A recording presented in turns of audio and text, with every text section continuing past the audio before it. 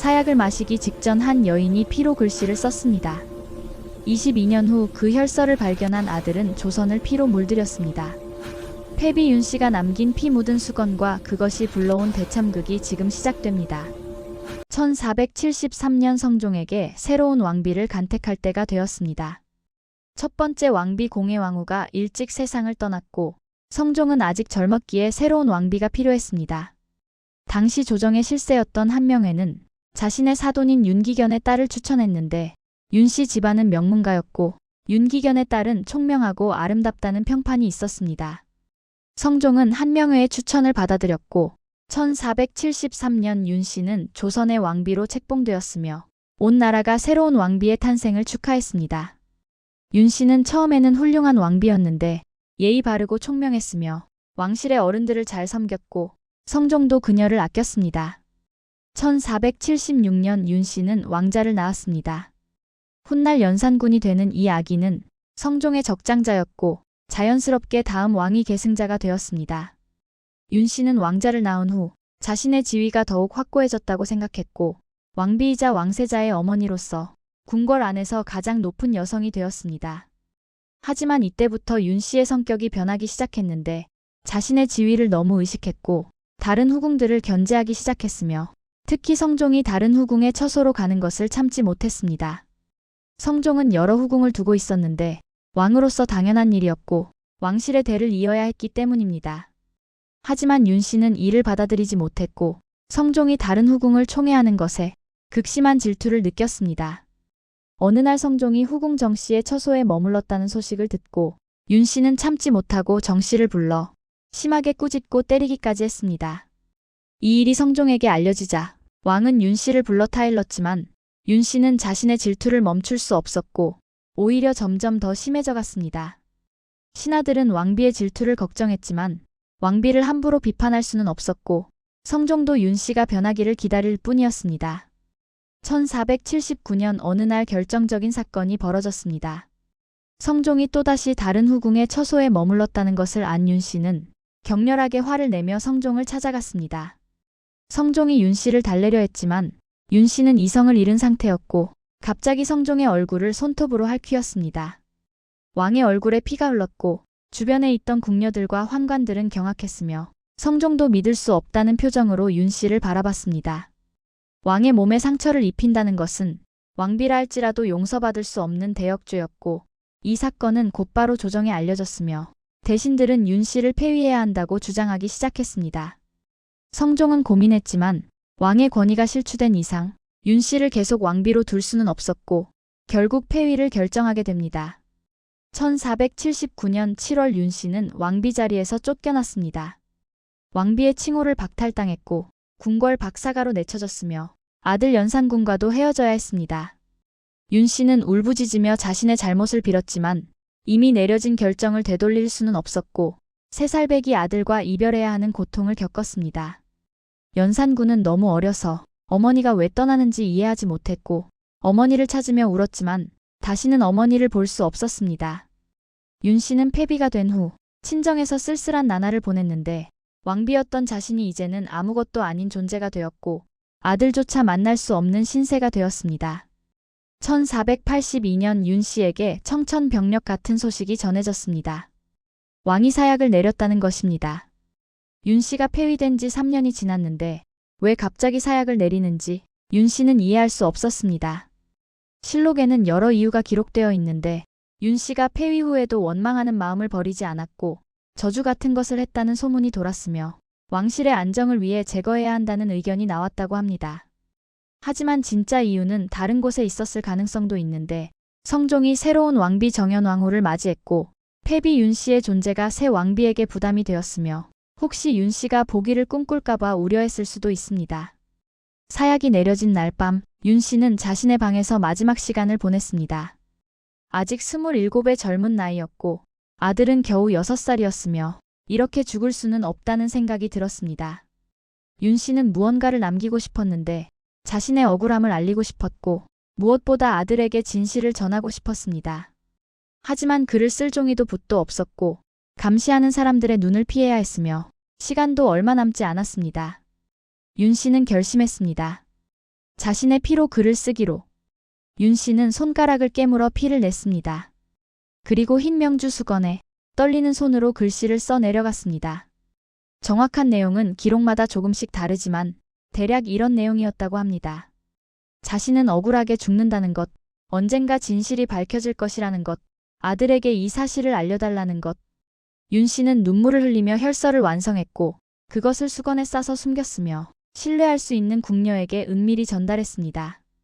그 궁녀는 윤 씨가 왕비였을 때부터 섬기던 이였고 윤 씨의 마지막 부탁을 거절할 수 없었으며 목숨을 걸고 혈서를 간직하기로 했습니다. 이튿날 아침 사약을 가진 관리가 도착했습니다. 윤 씨는 담담하게 사약을 받아들었고 마지막으로 창밖을 바라보며 아들 생각을 했습니다. 사약을 마신 윤 씨는 곧 고통스러워하며 쓰러졌고 얼마 지나지 않아 숨이 끊어졌습니다. 27의 짧은 생이었고 왕비에서 패비로, 패비에서 죽음으로 너무나 빠르게 추락한 인생이었습니다. 윤 씨의 시신은 초라하게 묻혔고 왕비로서의 예우는 전혀 없었으며 마치 처음부터 없었던 사람처럼 취급되었습니다. 윤 씨로부터 혈서를 받은 궁녀는 목숨을 걸고 그것을 숨겼습니다. 만약 발각되면 자신도 죽을 것이 뻔했지만 윤 씨의 마지막 부탁을 저버릴 수 없었고 언젠가 이것이 빛을 볼 날이 올 것이라 믿었습니다. 궁녀는 혈서를 궁궐 깊숙한 곳에 숨겼는데 아무도 찾지 않을 만한 곳이었고 자신만 아는 비밀 장소였으며 그곳에서 22년을 기다리게 됩니다. 그 궁녀는 윤 씨가 죽은 후에도 계속 궁궐에 남아 일했는데 어린 연산군을 멀리서 지켜보며 언젠가 이 아이가 진실을 알게 될 날을 기다렸습니다. 성종은 윤 씨의 죽음에 대해 조정에 명확히 알리지 않았습니다. 윤 씨가 병으로 죽었다고만 했고 사약을 내렸다는 사실은 숨겼으며 특히 연산군에게는 철저히 비밀로 했습니다. 연산군은 어머니가 어떻게 죽었는지 몰랐고 단지 어머니가 병으로 세상을 떠났다고만 들었으며 왜 어머니 무덤에 갈 수 없는지도 이해하지 못했습니다. 성종은 아들이 진실을 알면 자신을 원망할 것을 두려워했고 왕위 계승에 문제가 생길까봐 걱정했으며 죽을 때까지 비밀을 지켰습니다. 신하들도 이 사실을 알고 있었지만 아무도 입 밖에 내지 않았고 연산군에게 진실을 말하는 사람은 없었으며 모두가 침묵으로 일관했습니다. 하지만 연산군은 자라면서 뭔가 이상하다는 것을 느끼기 시작했습니다. 어머니에 대한 이야기를 아무도 하지 않았고 어머니 무덤이 어디 있는지 알 수 없었으며 신하들은 어머니 이야기만 나오면 말을 돌렸습니다. 연산군은 의심했지만 아직 세자였기에 함부로 물어볼 수 없었고 아버지 성종도 이 주제만 나오면 화를 냈기에 속으로만 의문을 품을 뿐이었습니다.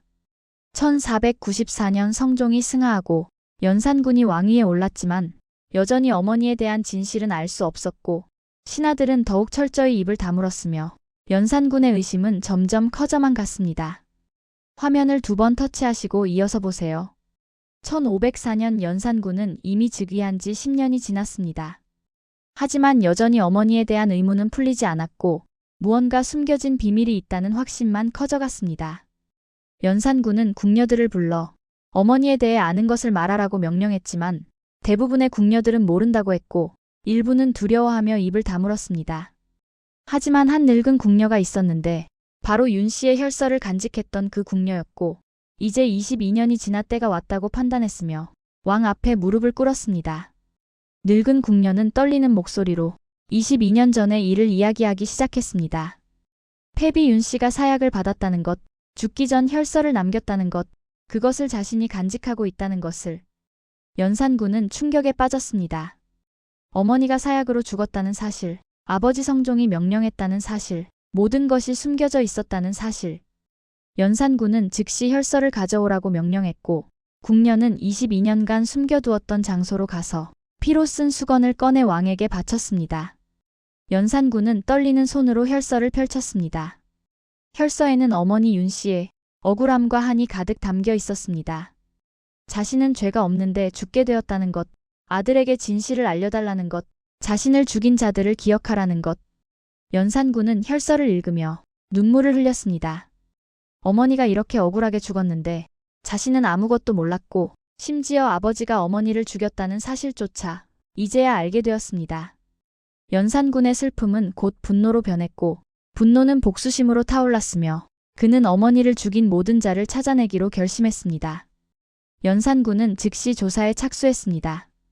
22년 전 어머니 폐위와 사사에 관여한 모든 사람의 명단을 작성하라고 명령했고 당시 대신들과 궁녀들, 심지어 사약을 전달한 관리까지 모두 찾아내라고 지시했습니다. 일부는 이미 죽었지만 아직 살아있는 사람들도 많았고 연산군은 그들을 하나씩 잡아들이기 시작했습니다. 신하들은 연산군을 말렸지만 왕은 듣지 않았고 어머니의 복수를 위해서라면 조선 전체를 뒤집을 각오가 되어 있었습니다. 갑자사화가 시작되는 순간이었습니다. 1504년 연산군은 대대적인 숙청을 시작했습니다. 어머니 윤씨의 폐위에 찬성했던 대신들, 사사를 주장했던 관리들, 심지어 방관했던 사람들까지 모두 연산군의 표적이 되었습니다.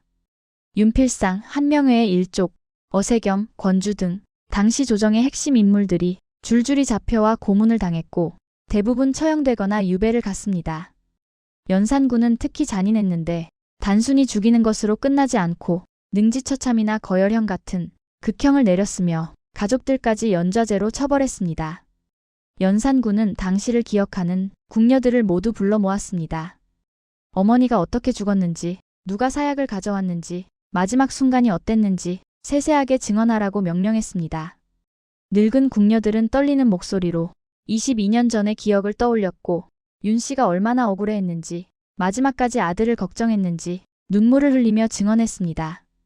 연산군은 그 증언을 들으며 더욱 분노했고 어머니를 직접 괴롭혔던 궁녀들조차 용서하지 않고 처벌했으며 당시 현장에 있었던 모든 사람을 철저히 조사했습니다.